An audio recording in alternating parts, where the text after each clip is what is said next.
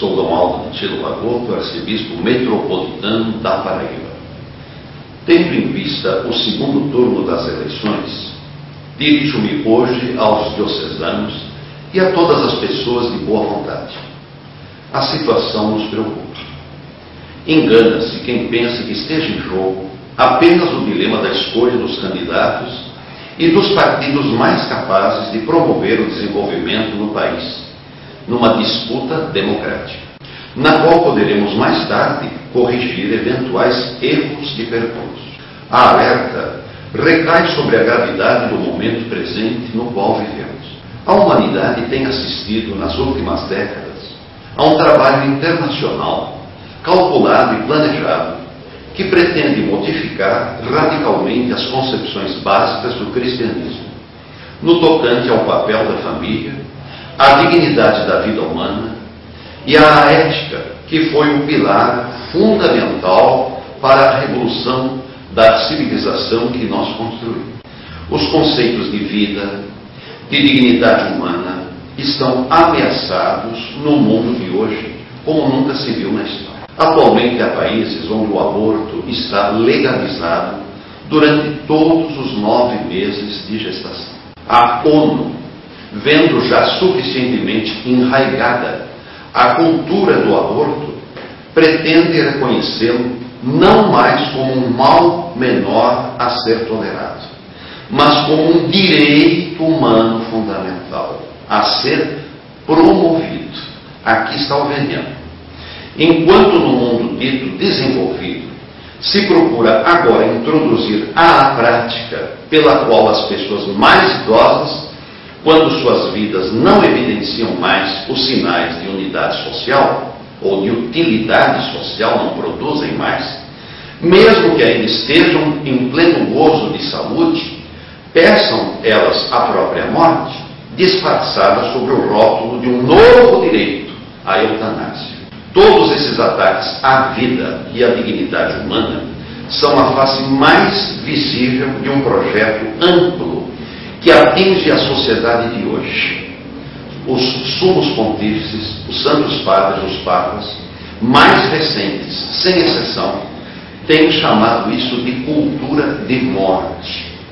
A cultura de morte começou a ser introduzida sistematicamente no nosso país a partir dos anos 80 e no início da década de 90, graças a um financiamento maciço de grandes fundações internacionais, bem conhecidas, já denunciadas em amplas documentações. Em 2013, encontrou respaldo no Partido dos Trabalhadores, que neste ano havia alcançado o poder, seu principal aliado. Desde que chegou ao poder, o Partido dos Trabalhadores assumiu como projeto de governo a completa legalização do aborto no Brasil. O partido não escondeu a sua agenda. Antes, paradoxalmente, passou a negar com insistência o que ele fazia publicamente, mesmo diante de todas as evidências ao contrário. O brasileiro maciçamente é contrário ao aborto. Ao longo desses anos, isto se repetiu várias e várias vezes.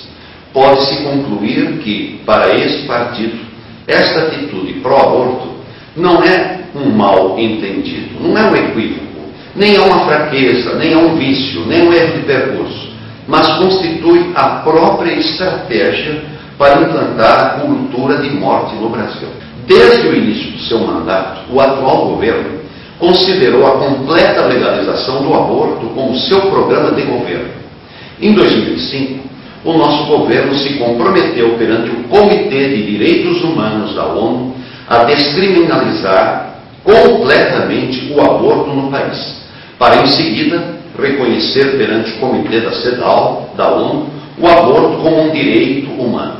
Insistentemente, então, se fala de aborto como direito. Isto é, no mínimo, uma chicana, uma enganação, uma controvérsia inaceitável, intolerável, e o direito à vida e à família é irrenunciável para nós humanistas e cristãos.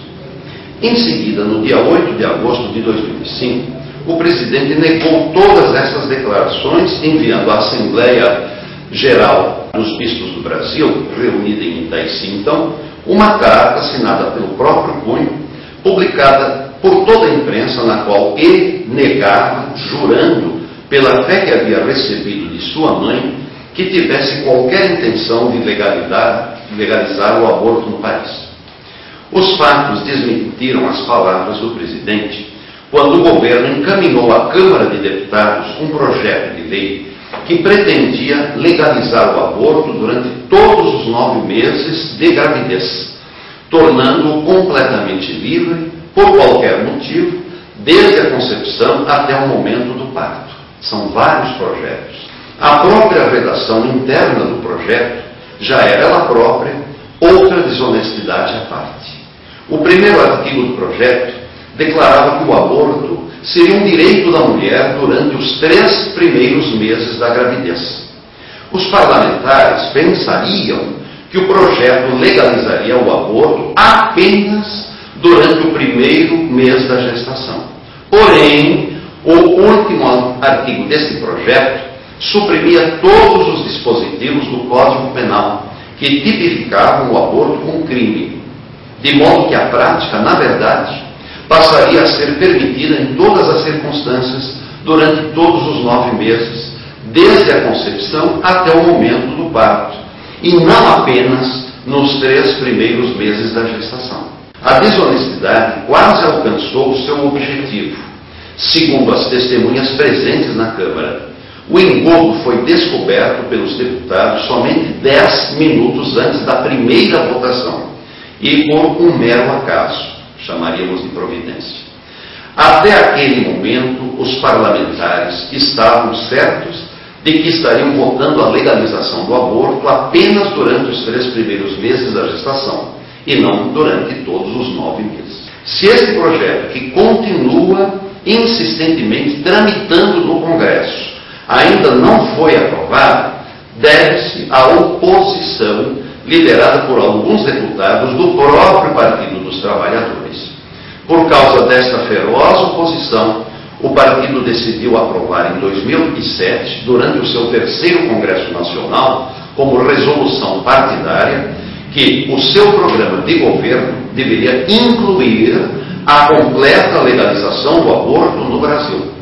Neste mesmo ano, o Partido dos Trabalhadores aprovou também um novo estatuto que exigia como requisito para ser candidato pelo PT a concordância com as normas e resoluções partidárias, entre as quais a da legalização do aborto como programa de governo. No ano seguinte, como consequência destas medidas, os deputados petistas Luiz Bassuma e Henrique Afonso, que haviam coordenado a oposição ao projeto pelo qual o aborto se tornaria completamente livre durante toda a gestação e que haviam, ademais, pedido a abertura de uma comissão parlamentar de inquérito, CPI, para investigar quem está financiando a promoção do aborto no Brasil, foram processados, julgados e condenados pela unanimidade dos 38 juízes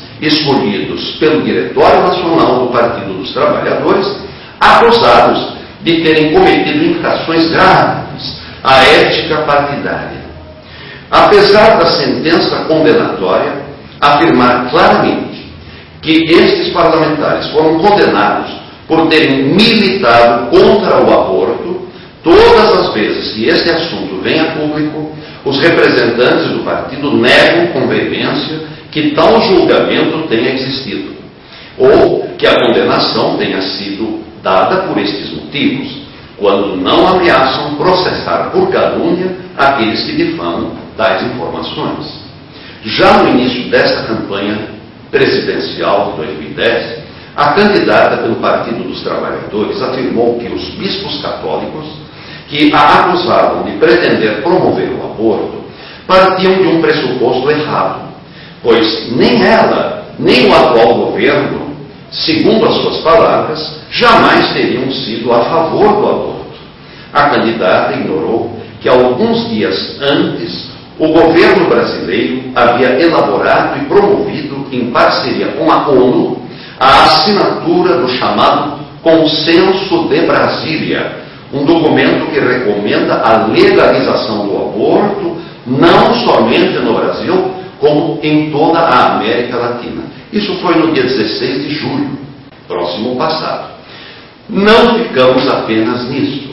Nesta primeira semana de outubro, a candidata, que nas últimas semanas tem afirmado ser a favor da vida, acrescentou pertencer a uma família católica e que não apenas é, mas que também sempre foi a favor da vida, sem aparentemente importar-se com o fato de que circula livremente na internet um vídeo na qual, em uma gravação realizada no dia 4 de outubro de 2007, ela mesma declara: o aborto deve ser descriminalizado.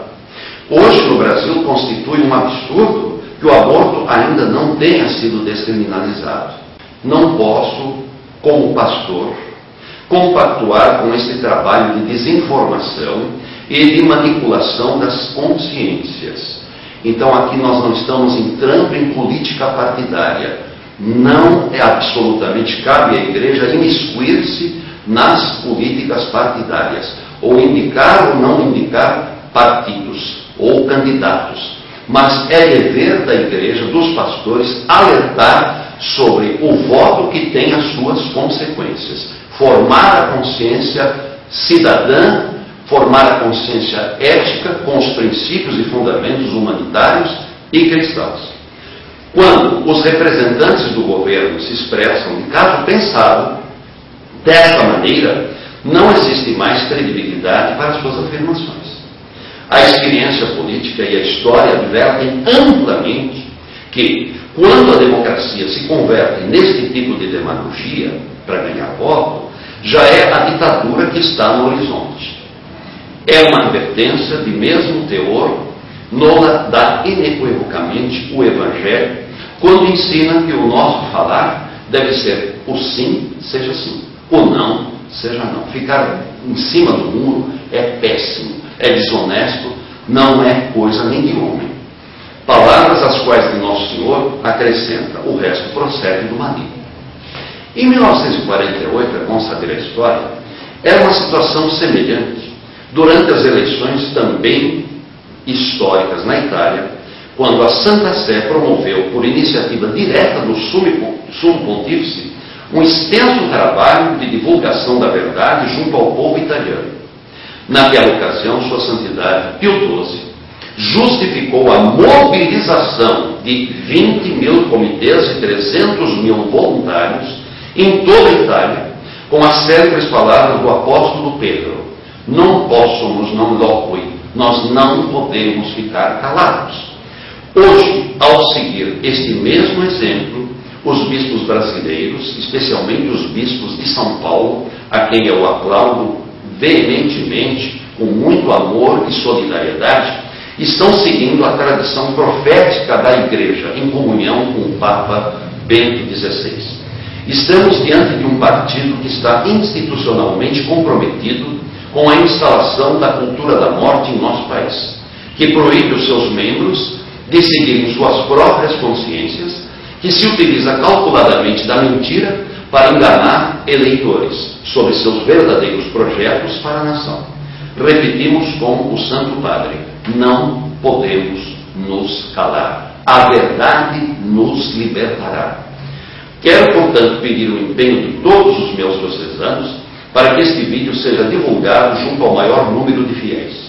Quero pedir também o auxílio de todos para a divulgação de um documento semelhante, intitulado Apelo a Todos os Brasileiros e Brasileiras, elaborado, repito, com a expressa recomendação da mais ampla difussão pelo Regional Sul 1 da CNBB, do Estado de São Paulo, entidade que congrega os bispos católicos do Estado de São Paulo.